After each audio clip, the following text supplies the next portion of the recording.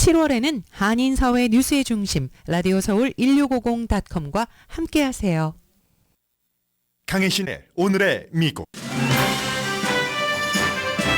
총에 맞은 귀에 붕대로 붙인 채 트럼프 전 대통령과 또 트럼프를 미국의 히틀러라고 부르면서 네버 트럼프 가이였던 J.D. 벤스 상원 의원이 대선 후보와 부통령 후보로 확정된 뒤 공화당 전당대회에 함께 등장했습니다.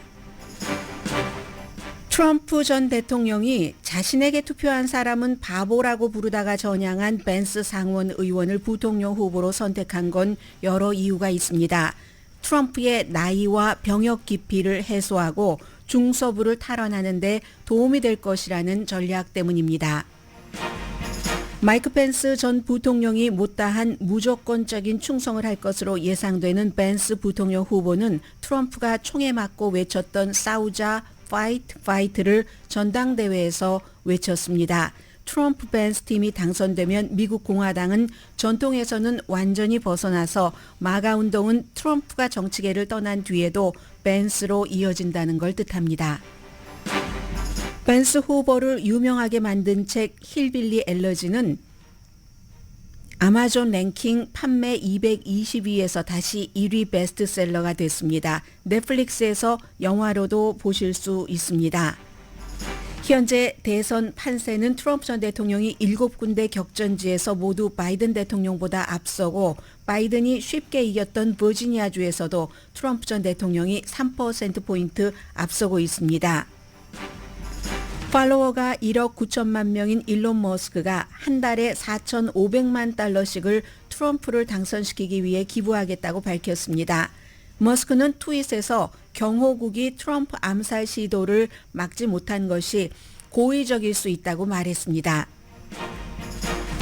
바이든 대통령의 MBC 인터뷰는 공화당 전당대회에 거의 완전히 가려졌습니다. 그는 완주한다는 뜻을 다시 밝혔습니다.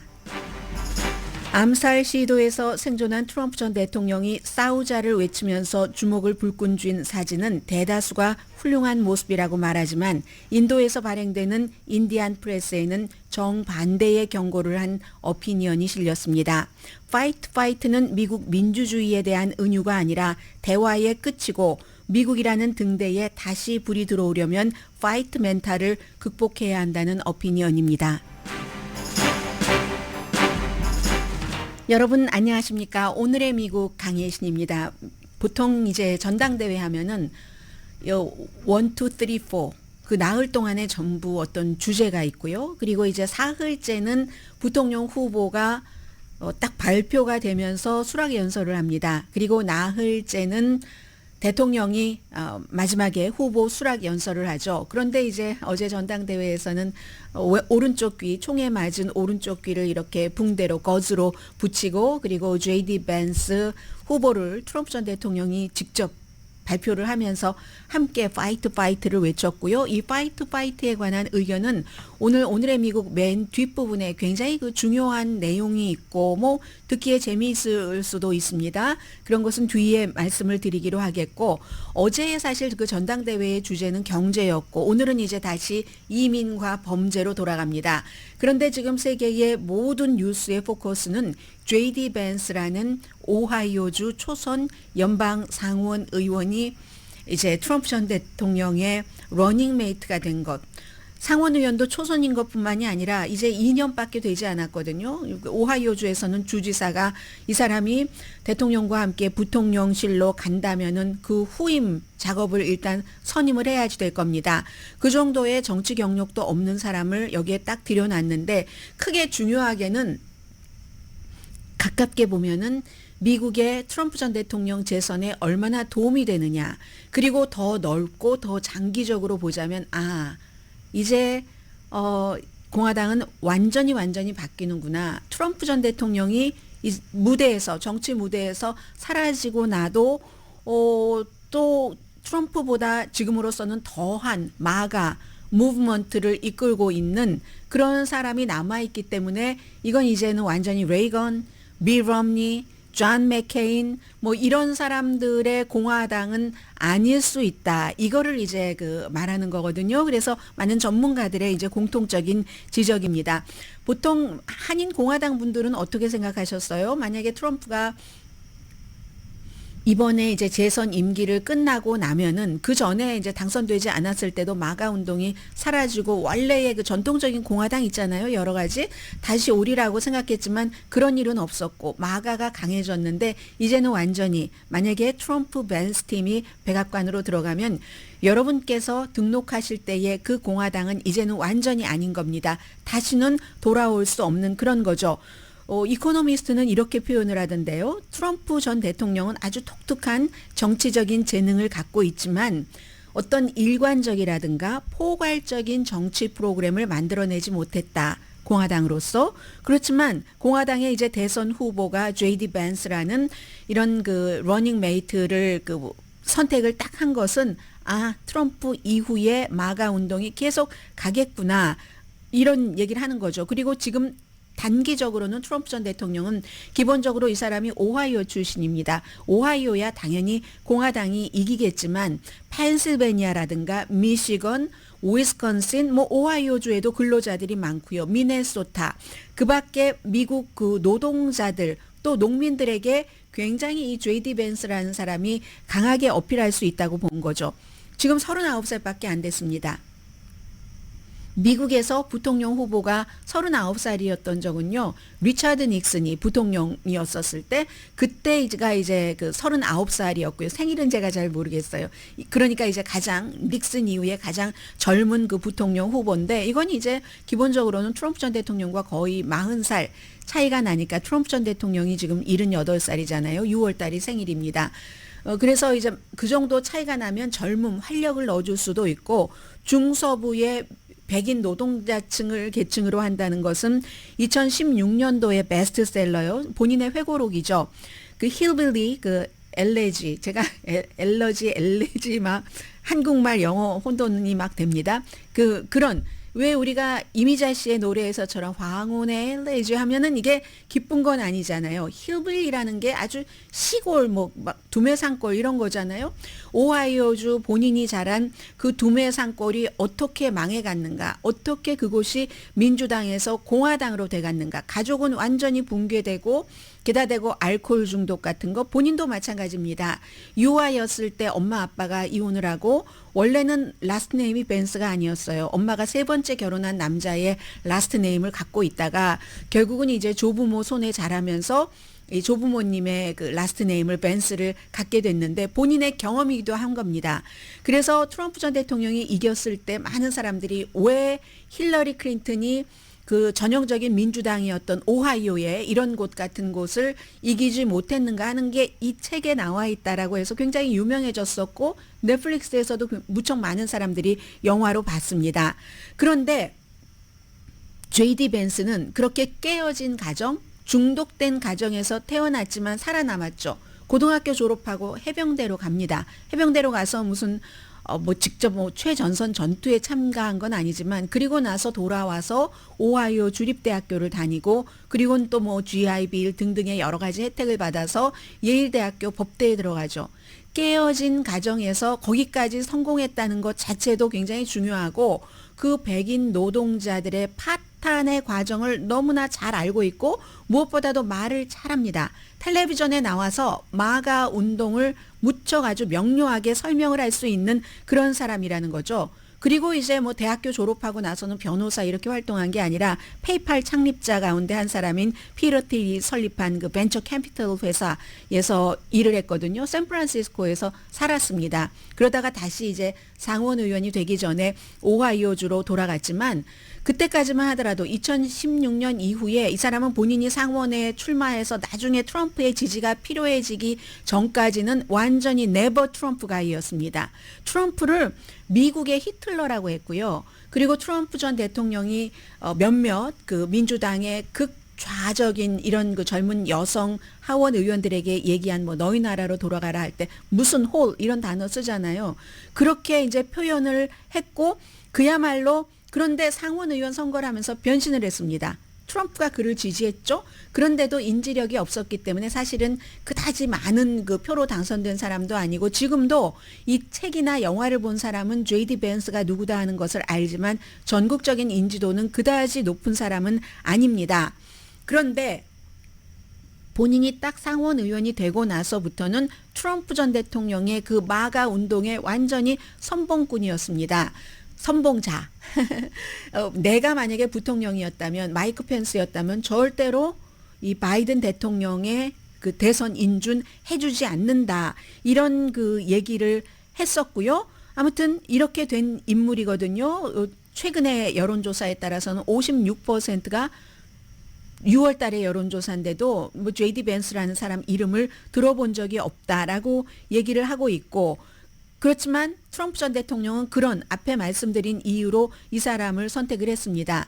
J.D. 벤스는 아직 39살이고 본인은 이제 부통령이 되면은 그 다음에는 트럼프 전 대통령은 나올 수도 없고 본인이 대통령이 된다는 꿈을 꾸고 있을 것 아니겠어요? 내가 대통령이 되려면 내가 모시고 있는 대통령이 성공을 해야지 됩니다. 이건 똑같은 얘기입니다. 본인이 좋아하든 좋아하지 않던 대통령이라는 야망이 있다면 서울 지금 비교되는 것과 마찬가지인데요.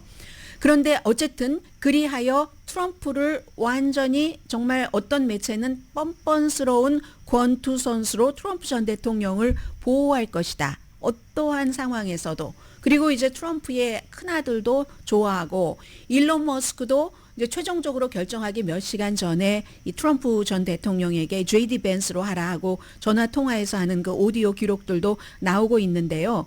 또 이 사람은 트럼프 전 대통령과 비슷한 게 있습니다. 이 소셜미디어에서 굉장히 많은 시간을 보냅니다. 토요일에 그 비극적인 암살 미수 사건이 일어났을 때 용의자의 그 총격범에 대해서 어떠한 뉴스가 나오기도 전부터 바이든 대통령의 여러 가지 말과 행동이 트럼프 전 대통령 암살 시도 이렇게 이끌게 하는 직접적인 요인이라고 제일 먼저 트윗한 사람이 바로 J.D. 벤스입니다. 그래서 앞으로 이 J.D. 벤스와 트럼프 전 대통령이 만약에 대통령 부통령으로 백악관에 들어간다면 뭐 정치적인 담론 같은 것은 무척 거칠어지겠죠. 미국에서 스티브 배넌 트럼프를 만들었다는 트럼프 시대의 첫 번째 백악관의 수석 전략가는 그 J.D. 벤스에 비교하면 트럼프는 아주 온건한 마가다 이렇게 얘기할 그럴 정도거든요. 그래서 트럼프 전 대통령이 또 그런 것도 있겠죠. 마가에 본인이 다 하지 못하는 본인보다 더한 사람을 심어 놓음으로써 지지층에 대해서는 확고한 내가 그 발판을 갖고 갈 수 있겠구나. 이런 그런 것이요. 이 J.D. 벤스가 2년 동안 연방 상원 의원을 했지만 상원 의원 가운데서도 굉장히 아주 선도적인 고립주의자였습니다. 저 사람 너무 극한데 왜냐하면 하원도 아니고 상원이기 때문에. 그리고 우크라이나에 대해서는 굉장히 그 경멸적인 발언도 많이 했거든요. 2022년도에 러시아가 우크라이나를 침공하기 며칠 전에 그게 나하고 우리하고 무슨 상관인데 난 신경 쓰지 않아. 그리고 볼로디미르 젤렌스키가 미국에 뭐 여러 번 왔지만 처음에 미국을 방문했을 때 왜 그딴 사람을 초대를 하지? 그로테스크해. 이런 표현도 했으니까 트럼프 전 대통령과 J.D. 벤스는 이 문제에 대해서도 대통령 그 팀이 된다면은 우크라이나에 대해서 어떻게 할 것인가 이런 것도 이제 분명해 보이고요. 하나 그 벤스가 일관적으로 다른 것은 막 변합니다. 본인의 상황에 따라서 네버 트럼피언이었다가 트럼프의 추종자가 되고 변하는데 하나 일관성 있는 것은 힐빌리 그 LAG에서 얘기하는 것처럼 프로 패밀리 이코노믹스 친가족 이코노믹스에 초점을 맞춰서 자녀에 대한 세금 공제 그 혜택 같은 거 이런 것은 확대하는 것을 지지를 합니다. 그리고 이제 미국 내로 그 제조업을 가지고 와야지 된다. 또 하나는 월스트리트에 맞서고 노동자 권력을 막 구축하는 것. 이게 그 사람의 그 배경이니까 유명해진 배경이기도 하고 그래서 어떤 때는 철도를 안전하게 해야지 된다. 그런 법안은 민주당과 또 합쳐서 뭐 통과시키는데 힘을 주기도 합니다. 또 하나는 제일 중요한 게 낙태인데 이 낙태에 대해서는 이 사람이 최근까지는 몇 년 됐어요. 몇 년 전까지는 그 개신교 복음주의자였거든요. 그리고 카톨릭으로 개종을 합니다. 그리고 나서 낙태는 살인이다라고 얘기하면서 계속 뭐 강간이 돼도 아이를 낳아야지 된다. 아니면 살인이니까 이렇게 주장해 오다가 트럼프 전 대통령 쪽으로 가야지 되니까 어제도 그렇게 얘기를 하더군요. 전당대회에서 낙태는 주정부에서 알아서 해라.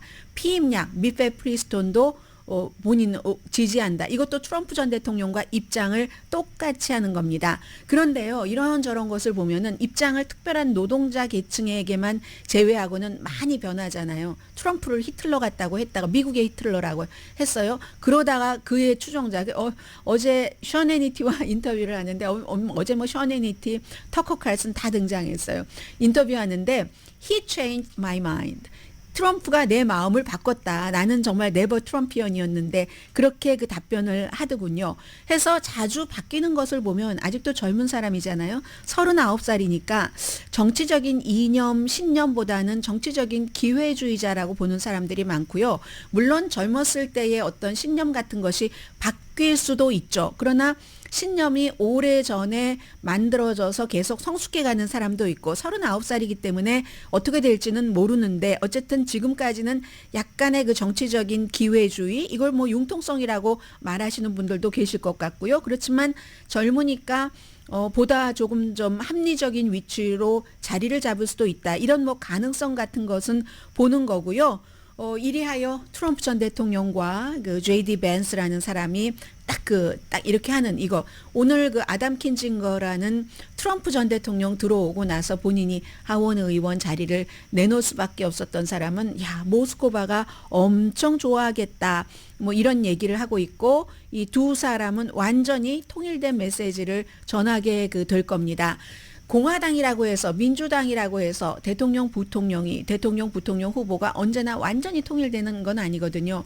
대통령 부통령 사이에서도 예전에 그 아들 부시 대통령과 딕 체니 공화당이고 같이 그런 부통령 사이에는 이 성소수자에 대해서는 서로 다른 의견이었죠. 왜냐하면 딕 체니 부통령의 또 다른 그 리스 체니 트럼프 전 대통령 탄핵에 찬성했다고 쫓겨난 리스 체니 말고 또 다른 딸은 레즈비언이니까 당시에 조지 부시는 아주 뭐 다시 태어난 기독교인으로서 이거 안 돼 하지만 부통령은 대통령의 그 같은 면에 찬성하지 않았습니다. 이런 경우가 많이 있거든요.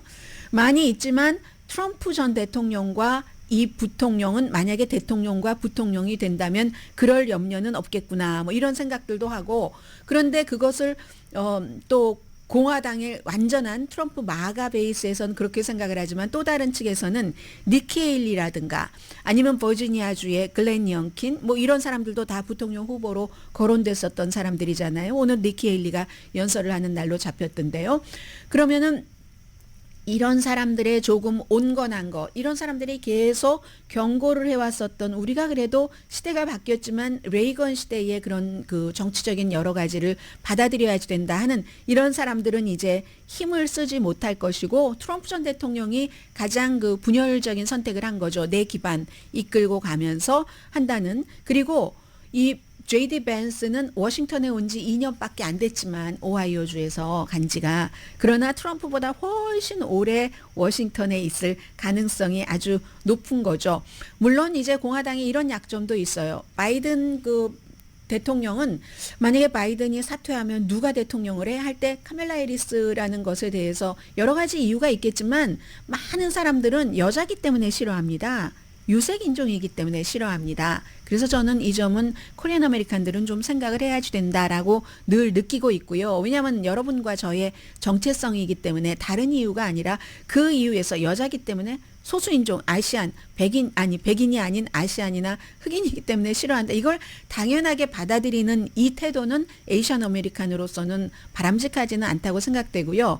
카멜라 해리스가 그 같은 약점이 있는 것처럼 똑같습니다.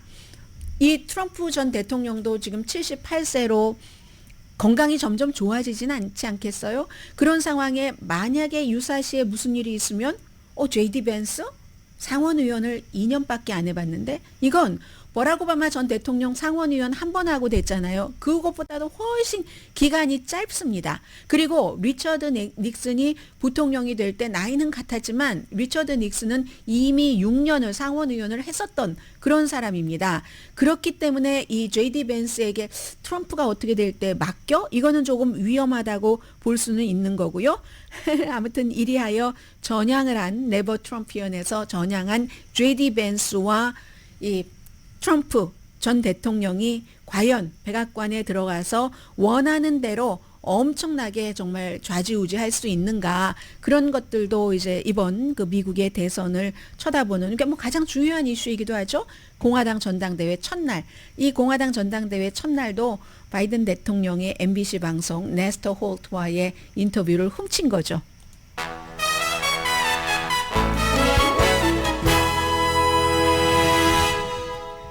오늘의 미국은 전문가가 추천하는 이민법, 가정법 전문 제인정 종합법률사무소, 총 20억 달러 승소, 교통사고와 상해 전문 브라이언 타필라와 CG 변호사 그룹, 집이용자 홈에퀴리 라인업 크레딧, 급한 하드머니도 정말 쉽게 잘하는 융자나라 공동펀입니다. 잠시 뒤에 이제 미국 뭐 중요한 뉴스, 탑뉴스 이렇게 브리핑을 해드리면서 요약해드리면서 암살 미수 사건의 그 비밀 경호국은 분명히 책임이 있죠. 부분적으로 그런 것과 어제 그 트럼프 전 대통령에게 기밀 문서에 관해서 기소한 것을 기각해 준 이 케이스, 바이든 대통령의 MBC 방송 인터뷰, 이런 내용 전해드립니다.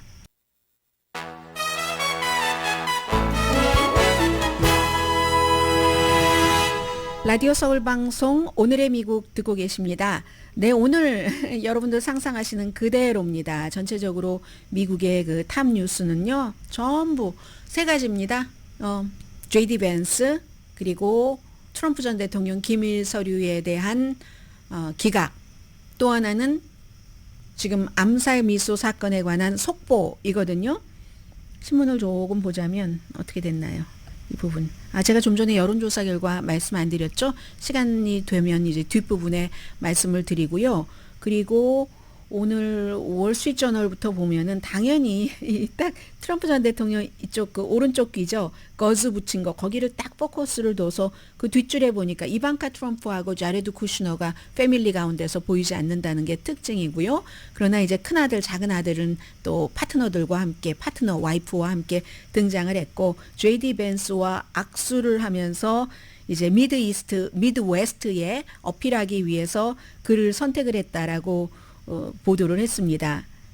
뉴욕타임스는 역시 그 J.D. 벤스 오랜 동안은 아니고 원타임 트럼프의 비판가가 러닝메이트로 선택이 됐다는 이런 건데, 지금 뉴욕타임스 안쪽에 보면은 이 대선과 관련해서 바이든 대통령이 만약에 그대로 지금 전당대회까지 간다면 대의원들이 다 그에게 투표를 확 할지 하지 않을지 약간의 의심이 든다. 그러니까 결국은 이 얘기는 지금 트럼프 전 대통령 암살 미수 사건이나 공화당 전당대회 때문에 바이든 대통령 후보 사퇴하시라 하는 그 물결이 조금 잦아든 것처럼 보이지만 이게 완전히 가라앉은 것은 아니다 하는 것을 나타내는 거죠. 로스앤젤레스 타임스도 마찬가지로 아주 그 트럼프 전 대통령의 이 부통령 후보, 그리고 역시 뭐 이게 제일 사실은 중요한 건지도 모르겠는데요. 암살 시해 사건 이후에 정말 떠도는 음모 이론들이 너무너무 많다 하는 것. 그리고 로스앤젤레스 타임스는 특히 J.D. 벤스 후보의 나이 39살을 굉장히 그 강조를 했네요. 그리고 로스앤젤레스 타임스는 헐리우드에 있으니까 힐빌리 엘레지가 그것을 이제 헤드라인의 소제목으로 넣었거든요. 뭐 영화로도 만들어지고 있으니까. 그리고 또 하나 이 내용은 여러분들께 보도를 해드리고 싶은데 오늘 시간이 없는 것 같네요. 만약에 시간이 있으신 분들은 로스앤젤레스 드라이 클리너가 세탁소가 굉장히 그 업소를 유지하기에 어려움을 겪고 있다. 뭐 그렇게 얘기를 하고 있습니다. 또 워싱턴 포스트도 마찬가지로 워싱턴 포스트는 오히려 맨 위에 이 그 기밀 서류 이 내용을 트럼프가 지명한 판사가 기각한 것을 그걸 맨 위에 실었습니다. 그리고 오히려 아래에 공화당의 전당대회를 치르면서 트럼프 전 대통령 사진은 안 실어줬어요. 워싱턴 포스트는 J.D. 벤스가 아주 활짝 웃고 있는 그런 모습. 그 옆에는 와이프인데 사진 같이 있는 사람 당연히 와이프죠. 대학교 다닐 때 예일 대학교에서 같이 만난 친구입니다. 결혼해서 아이들도 몇 명 있고요. 뉴욕 포스트가 Everything's coming up 트럼프, 모든 게 다 트럼프야 하는데 트럼프 전 대통령, 이건 또 J.D. 벤스는 없어요. 뉴욕 포스트니까 워낙에 이제 트럼프를 확실하게 계속 밀어주는 그런 그 타블로이드 신문이니까 트럼프 전 대통령 그 귀에 이 거즈 붙인 그런 것. 이제 이 정도 됐는데 우선 저는 이 신문 일면에 전혀 바이든 대통령의 MBC 방송과의 프라임타임 인터뷰가 안 나왔다 하는 게 뉴스라고 말씀을 드립니다. 만약에 어제가 전당대회 첫날이었다 하더라도 트럼프와 J.D. 벤스가 동시에 손을 잡고 나타나지 않았더라면 적어도 어느 신문의 어느 한켠에는 바이든 대통령의 네스터 홀트와의 인터뷰가 실렸을 겁니다. 일면에. 그런데 없었습니다. 그리고 maybe 또 하나의 방법은 바이든 대통령이 네스터 홀트와의 인터뷰에서 전혀 다른 정말로 깜짝 놀랄 만한 내용을 말을 했다면 역시 일면에 실렸을 겁니다. 그 두 가지가 다 아니라는 거죠. 해서 바이든 대통령의 이 인터뷰는 완전히 가려져 버렸는데요. 이 트럼프 전 대통령 암살 미수 사건 이후에 계속 바이든 대통령이 해왔었던 얘기를 했습니다. 그 부분에 대해서는 우리가 좀 정치 폭력에 대해서 온도를 낮추자. 트럼프와 좋은 대화를 했다. 그리고 본인들이 이제 대화를 하고 토요일 밤에요. 대화하고 나서도 또 질 바이든과 멜라니아 트럼프 여사도 대화를 했다. 두 부부 다 뭐 서로 대화하고 싶진 않았을 거예요. 국민들에게 서로가 우리는 이렇게 화합적이야 하는 모습을 보여주기 위해서 대화를 한 것 같죠. 그리고 이제 그 MBC의 그 네스터 홀트가 처음에 암살 미수 사건에 대해서 보고받고 그때 어떤 생각이었습니까? 하니까 어머나. 폭력이 너무 많아. 딱 그 생각이었다고 얘기를 하고요. 그리고 본인이 이 암살 시도 실패가 있기 전에 며칠 전에 기부자들에게 이제 우리가 이렇게 민주당에서 막 뭐 사퇴를 하라니 말라니 이럴 때가 아니라 트럼프를 딱 그 관역에 놓고 집중을 해야지 된다. 이 말을 한 것은 잘못했다고 실수였다고 얘기를 했습니다. 그 볼즈아이잖아요. 딱 그 중심에 관역 만든 게 그 볼즈아이라는 게 자신은 그런 뜻이 아니라 이제 이거 민주당 내에서 분열이 아니라 트럼프에게 딱 포커스를 맞춰야지 된다. 이게 이겨야 된다. 이런 뜻에서 한 말인데 단어 선택은 잘못됐다고 십자선을 얘기하는 게 아니다. 그에게 집중하자는 말이다. 이 정도는 얘기를 했고요. 그리고 토론을 2차 토론 할 것인가 이런 질문을 한 3번 정도는 한 것 같아요. 처음에 중간에 안 잊어먹고 또 진행자는 끝에도 또 했는데 그거 아주 애매하게 이렇게 비껴나가면서 본인의 인지력에 대해서 물어볼 때는 트럼프 전 대통령이 얼마나 거짓말을 많이 하는가 여기에 이제 관심을 집중시키면서 질문을 조금 피해갔습니다. 아무튼 사임은 안 한다가 어제의 얘기였고요.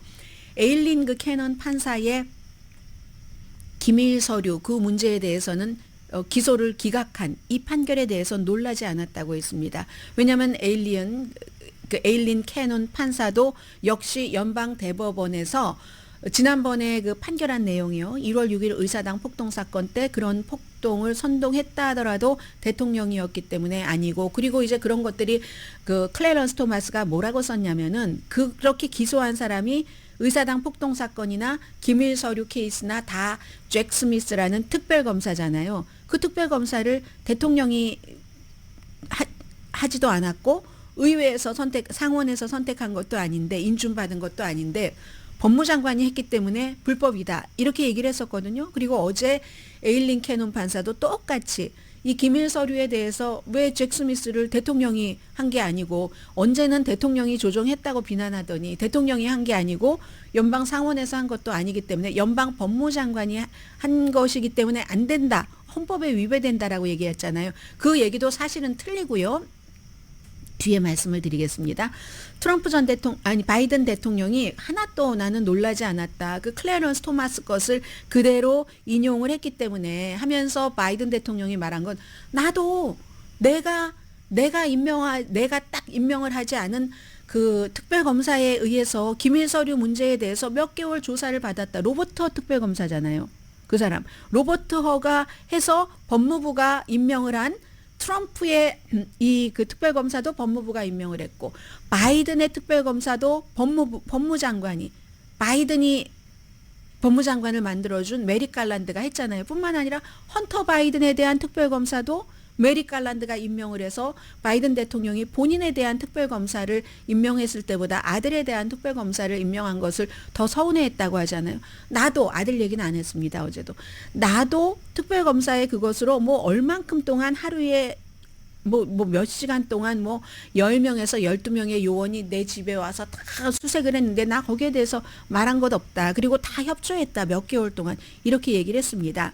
아무튼 이 얘기인데 결국은 이 에일린 캐논 판사의 기밀 문서 이 기소를 기각한 그 이유가 맞는가 틀리는가는 헌법학자들은 다 그 이유가 틀리다고 얘기를 합니다. 왜냐하면 이렇게 특별검사라는 게 지금까지 대통령이 임명하지 않고 특별검사가 된 것이 많이 있기 때문에 그리고 그게 왜 그러냐면 1974년도에 이미 연방대법원이 판결을 그렇게 내린 겁니다. 꼭 대통령이나 상원이 아니어도 특별검사를 임명할 수 있도록 법무부 장관이. 그렇기 때문에 이것은 틀린다는 거고요. 어제는 제가 이거 완전히 끝났습니다. 완전히 끝났습니다라고 말씀을 드렸잖아요. 그런데 보니까 잭 스미스 특별검사가 아마 항소를 할 수도 있는 것 같아요. 그러나 끝난 것은 많죠. 일단 선거 전에는 아무런 일도 이 케이스에 대해서 더 이상 그 법적 재판은 진행되지 않을 겁니다. 그리고 또 오늘 이제 미국의 모든 신문의 일면의 탑뉴스로 나온 것 가운데 하나는 지금까지도 아직 왜 그 저격수 범인은 그런 일을 저질렀는가 영원히 모를 가능성이 높죠. 특히 이제 그 범인이 숨졌을 때의 어떤 그 동기가 추정되기는 하더라도 나중에 그 범인이 직접 그 추정되는 동기에 대해서 인정을 하지 않기 때문에 이것도 영원히 추정일 수는 있습니다. 그래서 일단은 지금 뭐 전화기를 뭐 수사한다고 하고 있는데 거기에 대해서는 아직 밝혀진 바가 없지만 왜 비밀경호국은 암살 미수를 막지 못했을까? 이 부분에 대해서는 7월 22일에 연방의회에 이제 비밀경호국장이 등장을 합니다. 그래서 이제 킴벌리 그 치트 그 경호국장이 등장을 해서 조사받을 것은 많은 것인데 우선은요. 이 비밀 경호국이 20세기 이제 초에 좀 모양을 갖추고 그러기는 했는데 뭐 위조 지폐부터 시작해서 그 원래 그 에브라함 링컨이 총에 맞기 전부터 비밀 경호국은 있었고 위조 지폐에 포커스를 뒀고 1901년도에부터 이제 조금 이제 활발하게 대통령 경호를 했습니다. 왜냐하면 그 당시에 그 윌리엄 맥킨리가 살해됐으니까.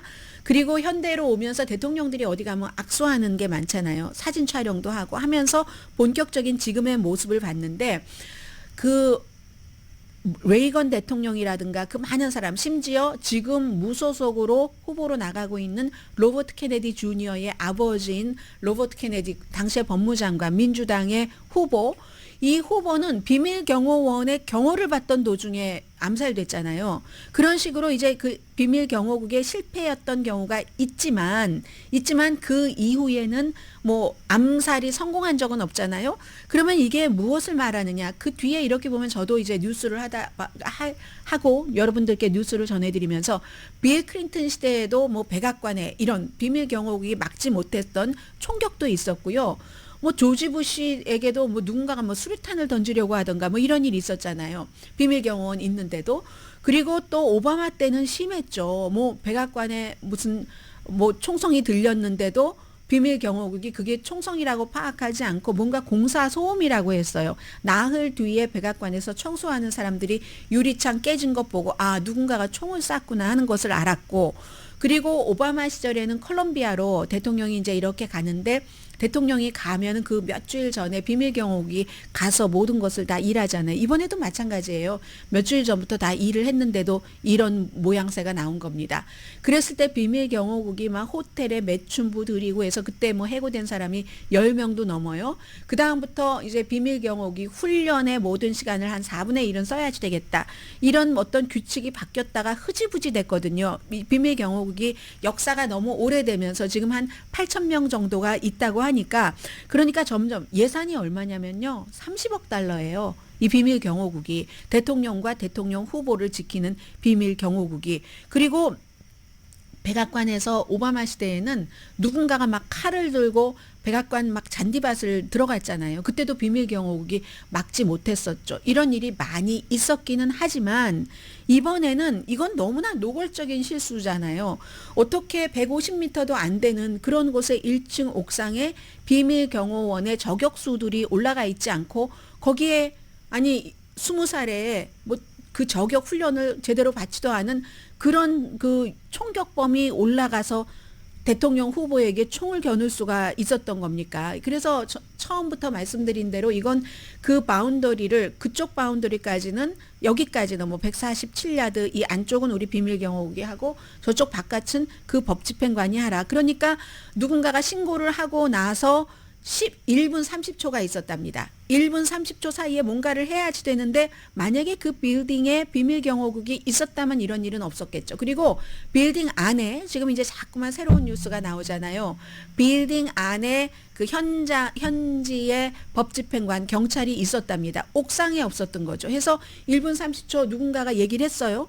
얘기를 해서 저 기어 올라간다. 그 AR-15 소총을 들고 그 소총을 메고 기어 올라간다 하고 나서 그 한 사람의 경관이 올라갔을 때는 이 총격범이 경관을 향하니까 어찌할 수 없었고 그리고는 이제 1분 30초 만에 총을 따다다다 발사를 해서 이런 일이 된 거잖아요. 그러니까 누가 뭐라고 할지라도 이건 그 빌딩에 비밀 경호국이 있었어야지만 된다 하는 거고 또 이런 얘기도 합니다. 그날 피츠버그에 질 바이든 여사가 있었기 때문에 비밀 경호국의 요원이 모자랐다. 이런 얘기도 나오고요. 또 하나는 이건 정말 제가 소수인종이고 여자로서 이런 얘기 들으면 싫어요. 뭐냐면 공화당에서 지금 많이 하고 있는 얘기가 일부에서 하고 있는 얘기가 이게 능력 있는 사람을 배치하지 않았다. 뭐 이런 얘기들을 많이 하는 게 무슨 말을 하는 거냐면요. 다이버시티를 중요하게 생각해서 여러분들 사진 보면 여자 사진이 보이죠. 비밀 경호국. 특히 앞에서 대통령이 이렇게 막고 있는 몸과 손으로 막고 있는 그러니까 남자로 두지 않고 여자로 두고 소수 인종을 뒀다. 그 얘기가 그 얘기입니다. 그 맥락을 정확하게 읽으셔야지 돼요. 아무튼 유능한 비밀 경호국보다 다이버시티 여자 이렇게 뒀다 하는 뭐 이런 그러나 이 같은 것에도 불구하고 비밀 경호국은 분명히 답변을 해야지 될 겁니다. 왜 그 빌딩에 비밀 경호국 저격수를 두지 않았는가? 바이든 대통령이 이 점에 대해서는 아주 독립적인 수사를 하겠다고 얘기를 했고 의회에서는 이미 추진하고 있으니까 이제 이런 부분들은 뭐 저도 궁금한 부분들이 많이 있어요. 그리고 바이든 대통령은 그 사망한 분 있잖아요. 트럼프 지지자. 그분의 미망인에게 전화를 걸었답니다. 그랬더니 그 미망인이 전화를 안 받았대요. 그리고 제가 지금 방송에 들어오기 전까지는 트럼프 쪽에서는 연락이 없었다. 이게 그 미망인 측의 얘기입니다.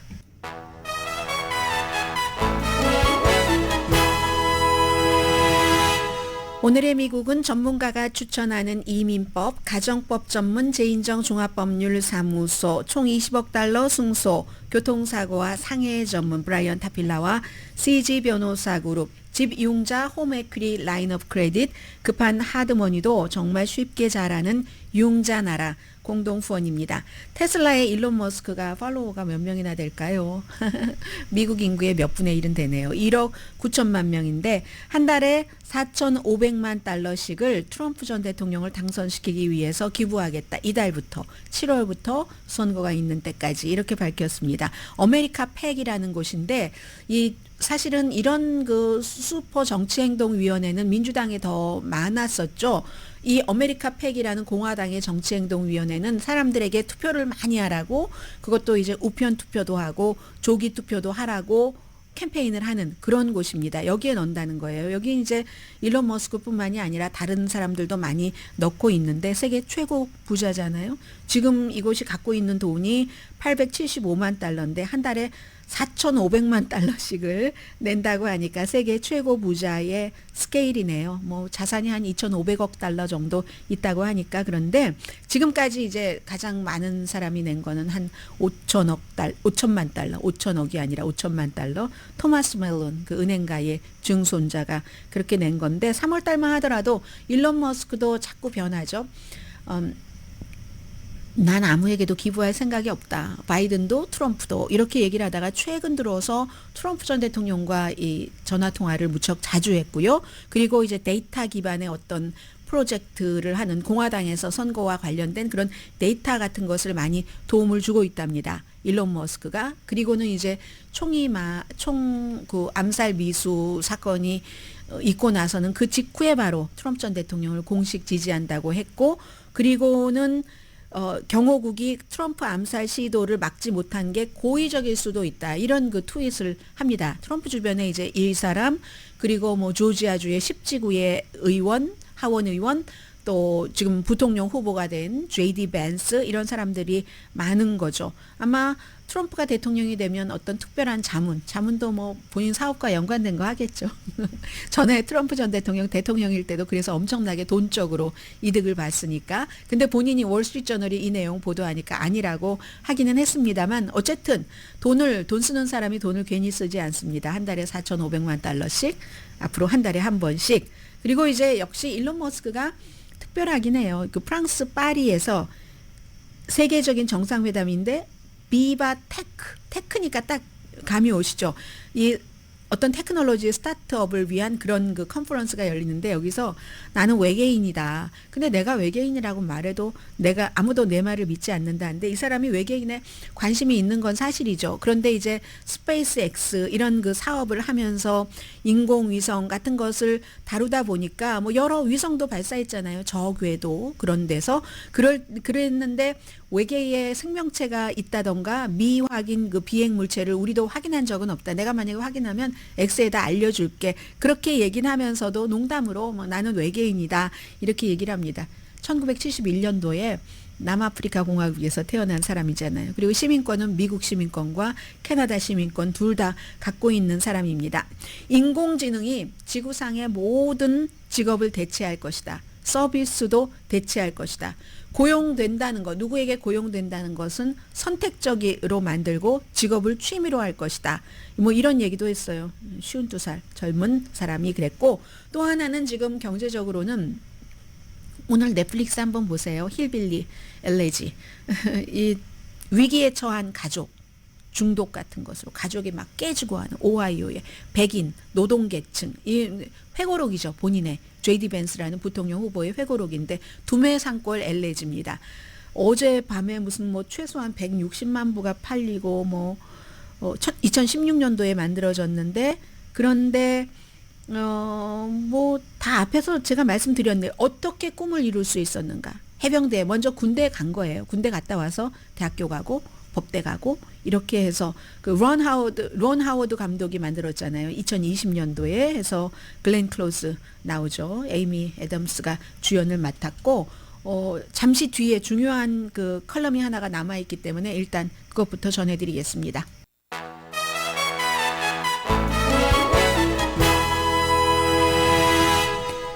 라디오 서울 방송 오늘의 미국 듣고 계십니다. 제가 지금 금방 마지막 쌤 나올 때 생각났던 게 하나 있었는데, 그 JD 벤스 그 부통령 후보 있죠. 부통령 후보가 그 책을 쓰게 된 것이 지금 베스트셀러가 다시 됐다는, 예전에 책 처음 나왔을 때 뉴욕타임즈에서 베스트셀러였습니다. 책 그 순위는 뉴욕타임즈가 굉장히 강하잖아요. 그때 이제 그 책을 쓴 것이 왜 그 예일대학교에 나왔을 때 그 법대 교수 에이미 추라고 여러분 기억나세요? 무슨 책 제목은 기억이 안 나는데 타이거 엄마 해서 어떻게 그 중국 엄마가 타이거 방식으로 애를 혹독하게 가르치는가. 그 교수가 바로 이 JD 벤스의 교수여서 책을 써라 했었다는 그 CM 마지막 광고 나가는데 그게 생각이 났고요. 자, 지금부터 하나의 칼럼을 소개를 해드리겠는데, 어피니언이죠. 칼럼이라기보다 미국 사람들과 그 다른 나라 사람들이 어떻게 생각이 이렇게 다른가, 같은 사진을 보면서 하는 겁니다. 트럼프 전 대통령 암살 미수 사건에서 가장 유명한 것은 사진입니다. 어떻게 사람이 그 당시에도 정신줄을 놓지 않고 막 손을 이렇게 하면서 파이트를 외치나 멋있어 하는데, 어떤 사람들은 그걸 보면서 어머 너무 무서워라고 생각하는 사람이 있는 겁니다. 인디안 익스프레스의 자와할랄 네루, 그 네루요. 그 이름을 딴 대학교의 국제정치학 교수, 그리고 인도의 국제 문제의 안보위원회의 자문이기도 했습니다. 아미타부 마투라는 이 교수는 미국 민주주의가 이 암살 시도 자체는 깊이 썩었다는 것을 보여주는 거고, 이게 정치폭력 문제의 원인을 드러내고 민주주의 가치를 미국이 재확인을 해서 다시 그 등대에 불이 들어오게 해야지 되는데, 이게 그렇지 않으면 미국은 큰일 난다는 얘기입니다. 미국 지금 깊은 반성의 순간을 가져야지 된다는 거예요. 그 사진을 보면서 멋있어 이럴 게 아니라 폐혈증에 걸린 미국 정치 체제가 세상에 드러났는데, 미국을 다시 위대하게 만들려면 마가를 얘기를 합니다. 그러면 정말 이 순간에 진실을 말하고 침묵해오던 다수가 민첩하게 행동을 해서 아메리칸 드림을 되찾고 15년 전에 버락 오바마가 설명했던 것을 만들기 위해 노력해야 된다. 그 당시에 버락 오바마가 미국은 완전하지 않은 나라이기 때문에 더 퍼펙트한 나라로 가야지 된다. 이걸 얘기하고 엄청 비난받았어요. 미국이 완벽한데, 특권주의인데, 그리고 세계 뭐 베트남 이런 데 가서 사과나 하고 다녀, 얼마나 비난받았어요. 근데 그때로 돌아가야지 된다는 겁니다. 생각해보자고 했어요. 그 초현실적인 사진, 암살 시도 생존자가 피를 철철 흘리면서 주먹을 불끈 쥐고 싸우자 싸우자 싸우자, 이건 민주주의 승리가 아니라고 얘기합니다. 그 사람이 싸우자 싸우자, 뭔지 그 당시에는 아무 사건도 뭐가 몰랐을 때잖아요. 누가 왜 이런 사건을 저질렀어, 싸우자 싸우자 싸우자 하는 것은 대화의 끝을 말하는 거다. 그러니까 문화와 정치의 양극화, 총기가 너무 많고 인터넷의 급진적인 막 퍼지는 것이 이런 미국의 어둠을 만들었다고 얘기를 하면서, 미국 정치 리더 암살 시도가 이번이 처음이 아니잖아요. 에브라함 링컨부터 뭐 로널드 레이건, 루즈벨트는 생존했지만, 그런데 그 이전에는 한 번도 이 같은 폭력 행위가 전체적인 이런 것에 맞춰서 뭐 이런 그 부통령 후보가 총격 사건의 그 범인에 대해서 나오기도 전에 이거 현 대통령이 오더한 거야, 뭐 이런 식으로 얘기하는 이런 분위기는 선동적이고 도발적인 것은 없었다라고 얘기를 하면서, 비밀 경호고 이런 사람들이 다 수사를 하겠지만 그건 피상적인 것이고, 이번 사건에 대한 왜 이제 이런 일들이 일어났고 정치 폭력을 왜 이렇게까지 허용하게 됐느냐를 허락하지 않으면 미국을 압도할 비극의 조류는 쓰나미로 가고 만다. 도널드 트럼프 암살 미수가 게임 체인저, 판도를 바꿀 수 있다. 폭력의 근원, 정치인들끼리의 막 험한 말, 이런 것들을 다 한번 이렇게 생각을 하고 대화해야지 된다 하고, 또 민주주의 가치도 확인하고 또 그래야지 되는데, 이걸 트럼프가 그랬어, 동정심 삼아서 집무실로 이끈다면 범인이 총을 쏘면서 가장 망상적인 생각을 하고 있는 순간에도 상상하지 못했던 결과를 낼 것이다. 미국은 비극으로 갈 것이다 하는 얘기입니다. 오늘의 미국은 제인정 종합법률사무소, 브라이언 타필라와 CG 변호사 그룹, 급한 하드머니도 정말 쉽게 잘하는 융자나라 공동후원이었습니다.